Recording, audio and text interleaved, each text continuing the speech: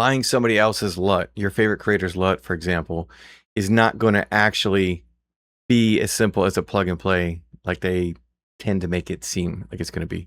Truth be told, if you don't understand what Rec 709 is, you don't understand how color correction works, you're going to have to do the work yourself along with paying money to be lazy. Let me explain.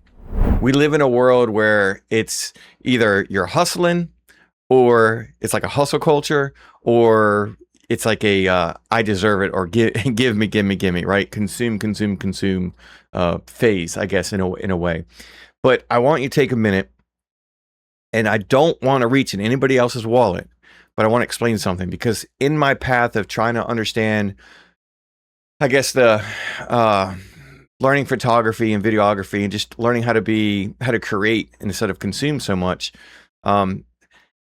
it's great to see what's out there. Right? It's fantastic to see what's out there. But do you really want to be a copy? And what's worse is, do you want to be a copy of a copy of a copy? And we go back to school. You go back to school, and you have math class. Everybody loved math class, right? And the teacher told you, I don't care how you come up with the answer.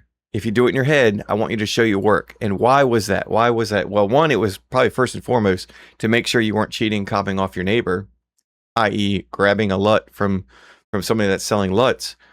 But more so, I would like to think that the teacher wanted to see if you got the question wrong, where you went wrong. Was it simple math? Was it a step you missed that if you were to put this one step in, you can kind of correct that behavior? Well, a LUT, or lookup table, that these your favorite creator is selling you, is actually not going to help you all the way. It's not a plug and play, a copy and paste, because if you don't understand what Rec 709 means, right? Every camera is going to be different. If you don't understand that, if you don't understand basic color correction or color grading, then you're going to be kind of SOL, because you're going to grab that LUT, download it, put it on your footage, and it's not going to look the same.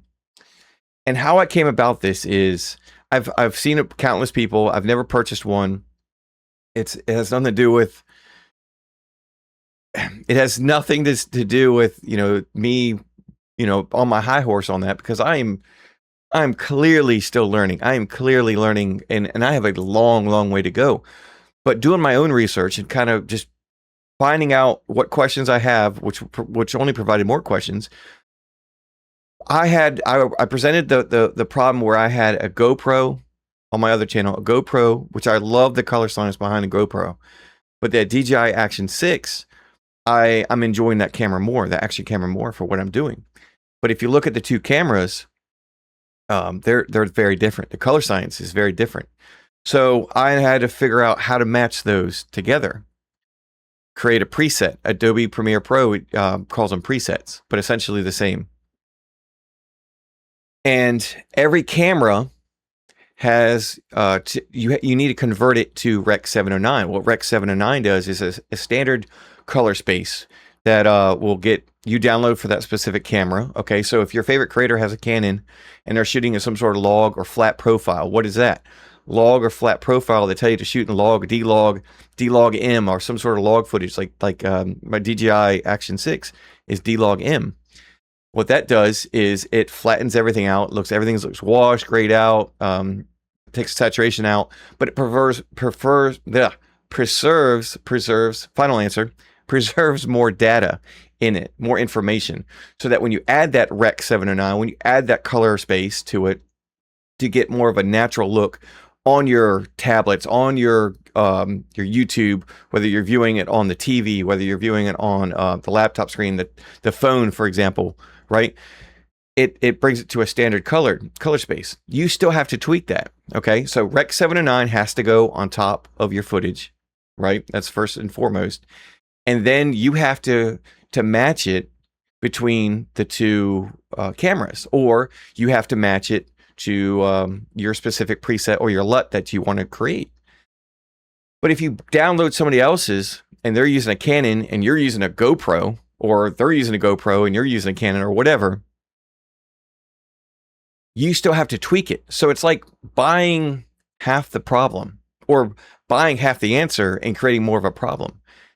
So what are we doing here? What are we doing here? One, you're not learning. You're not showing your work. You're not being able to teach yourself exactly what's going on. And you can save these. You can save your own LUTs. You can not be the copy of a copy. The original is always going to be better. I remember, here's a good example. My buddy was telling me, and I didn't watch Peter McKinnon. I didn't get into photography until, last year and everything. But watching, my buddy watched him for years, been a photographer for over a decade, professional photographer. And he said he would always, like Peter McKinnon, I guess his style was he'd jump into scene, sit in his chair and be like, "What's up, guys?" or something. And my buddy was like, everybody did that. There's only one Peter McKinnon. There's only one me, thank God. There's only one me, asked my wife, right? There's only one you. So why not make you and not make a copy of a copy? If anybody remembers the movie, we're getting on tangents, I don't care. Anybody remembers the movie Multiplicity? I remember it was like one of the new movies on HBO. I think HBO Saturday Night used to have always like all new movies. Rewind back to Blockbuster days, right? And it was like Michael Keaton, and I don't know why this popped in my head. I wasn't going to talk about it, but I am now. Michael Keaton essentially copied himself, and I can't remember the exact premise. Maybe it's to be in like multiple places to get all the stuff he needed to get done. But eventually, the copy of a copy happened, and this guy was like, can't say it, but he was not as smart as everybody else, lower IQ, right? So can't say it, but it's I had to make sure I'm recording. I am so bad at that, but it gets to the point where like, there's only one Peter McKinnon. Don't try to be Peter McKinnon. Don't try to be the next person that is somewhat similar to Peter McKinnon, and then you copy that or something. I don't know. It's just, it takes away from this whole thing here being YouTube, but it takes away, and I don't want to go too far off a tangent because I will, but it takes away from that. So seeing my footage, I love how the color science, like the GoPro, and then able to download the DJI Action 6 Rec 709 specifically for that camera, download that, put it on. Guess what? It still looks bad. You still have to critique it. You still have to tweak the saturation. You see how I'd lower the saturation, lower my greens, for example, on top of that, the exposure, the contrast, the whites, the blacks, the highlights, whatever. I still had to tweak it a little bit. One, because, if you wanted to do it without matching, but two, I needed to match it closer to the GoPro, and I saved it as a preset. I own that now. I own the way I like it. On that GoPro, I have a preset saved, Rec 709 plus on top of it. What am I going to sell it as a LUT to somebody? If you buy that, if I sold that, I won't. But if I sold that, you own the rights to my LUT for my DJI Action 6 while you're shooting on a Nikon, while you're shooting on a Sony, while you're shooting on XYZ, whatever, Insta360. And it's like it's like it doesn't work. You have to tweak it yourself. So people are selling, and that was like, I guess I don't hear it as much, but it's still out there. People selling their LUTs, and it'll get you there. Don't get me wrong. It'll get you to a certain spot, but you want to add your own, not color correction, but color grading. You want to not just correct the color for what your eye sees, but you want to set the tone. You want to have a warmer or cooler tones. You want to have a more moody setting. What about the LUT? The LUT that I shot here was an overcast. Okay, or excuse me, the GoPro, the video that I shot was overcast. I'm riding the motorcycle down the road, and I'll show examples and stuff like that throughout. But I'm riding down the road. I can't use that exact same without tweaking the exposure or maybe the some of the highlights or something like that to preserve some of the information that's in there, or preserve. I'll just leave the exposure. If it's noon and I don't have ND filters, which I own for 6 months and still haven't used, if I don't tweak it to that, then it's not going to look the same. It's not going to look as good. So the person that's selling their LUT and they're with their color correcting, the color grading, their Rec 709 for that specific camera, that's not the camera that you have. And even if it is the same, they're shooting on a bright sunny day, and you're shooting on an overcast, or you're shooting inside, they're shooting outside, they're shooting inside, you're shooting outside. It's not the same. Don't be a copy of a copy. We need to delay gratification. Learn it. This is what this channel is all about. This is me learning. But if I can tell you, if I'm as passionate about this today as I was when I started, you can learn this too. And you can teach others. You can have this forever. I mean, I'm getting older. I had to write something down, make sure I didn't forget it. But I found the path. I saved the preset, but I couldn't remember where the preset was. Yeah. But anyway, I'll leave it at that. I think I'll leave it at that. What else I got? Do I have anything else?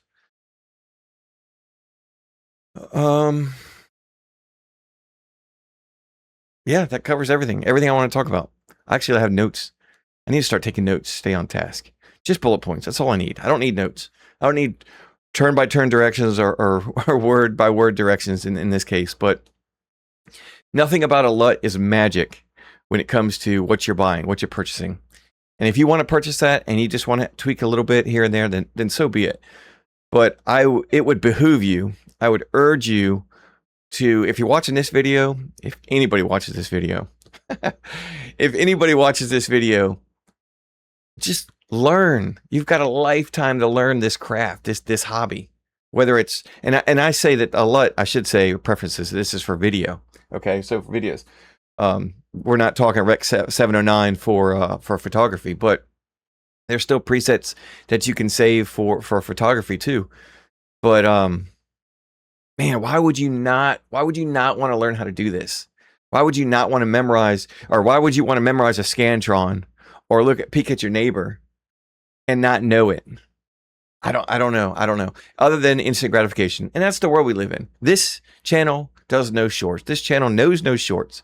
This channel is no instant gratification. This is me learning, documenting, telling my flaws, showing my flaws, telling my stories, my mishaps. Take a breath. Take a breath. Okay. I don't even know what I'm doing. But I know I'm not buying anybody else's LUT, and I would urge you not to buy anybody's LUT. That's all. Goodbye.